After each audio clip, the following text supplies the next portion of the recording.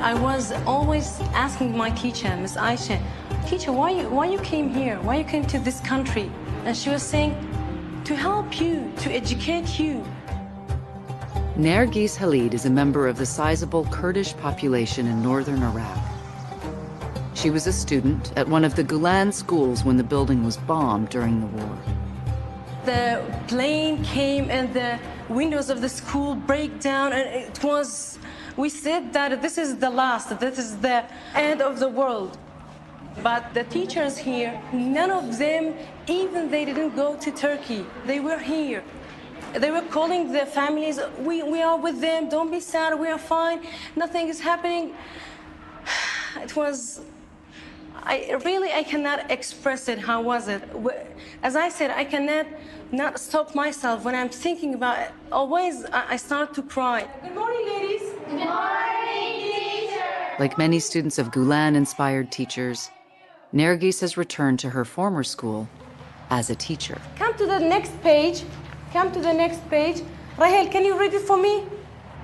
Give up. Lots of times I'm thinking about the people around me, especially my students. They are really taking me as an example, as a model.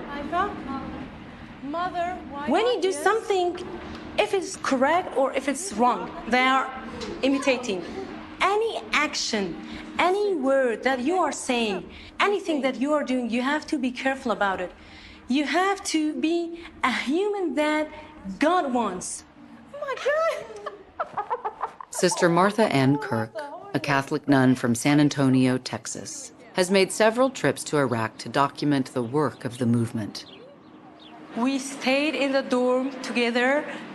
In the mornings, when she wakes up, she looks to the sky. Oh, thanks God for a new day.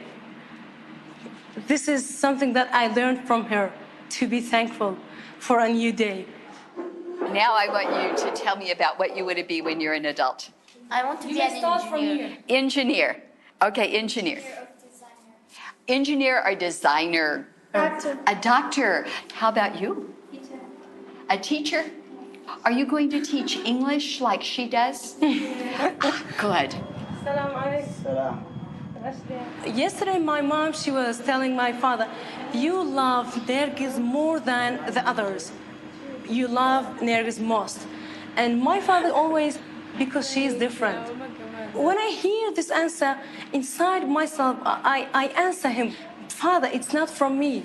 It's from the school. I learned all these things from the school. Teachers. The former Secretary General of the United Nations, Kofi Annan, said, nothing is more important for the development of a country than the education of girls. When I was 15 years old, I decided to be an engineer. I like that because I said that for my city, engineer will be very nice because there are a lot of projects. Connie Hassan is one of the first graduates of the movement's high school for girls in Suleimania, Iraq. The most important project for me was the water project. Nearly a half of Suleimania needed that water project. Now they get water from that.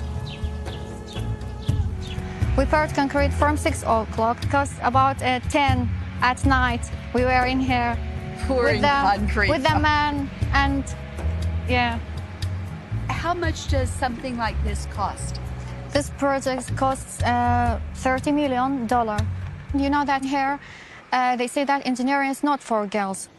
What does your mother think of your choices? My mother, she don't agree with me, but I am very happy now. I like to do that. At first, the man didn't believe us, yeah. But now, when I showed my ability and I worked, I insisted in that. I said I can do it. And when I show my ability, now they can take me to that project, and I now continue in that.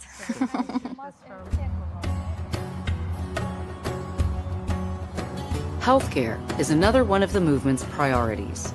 So businessmen in the movement invest in private hospitals like this one in Erbil, Iraq. Every week, we get 1 or 2 patients with bomb injuries, shell injuries, bullet injuries. Those patients come from all around Iraq. The patient sustained injury to his both legs due to a bomb attached to his car. We constructed the nerve and artery. Now we are dealing with the fractures. The other room is our microsurgery room. Dr. Bayraktar, a microsurgeon, was working in Istanbul when he heard about the new hospital in Erbil. I started coming here since 2009. 1 month here, 1 month in Istanbul, my home is there. And then last year, an accident happened to a young guy here. He amputated his arm. My friends called me, come back and do the operation. It was very hard to come here. Within 4 or 6 hours, I couldn't be here. That's why the man lost his arm. So I made the decision to stay here and brought my family too. Although many patients are paying customers, Fethullah Gulen's teaching is evident in that everyone who needs treatment receives it regardless of their ability to pay. When you are needed, you live better, you know. You have better self-esteem.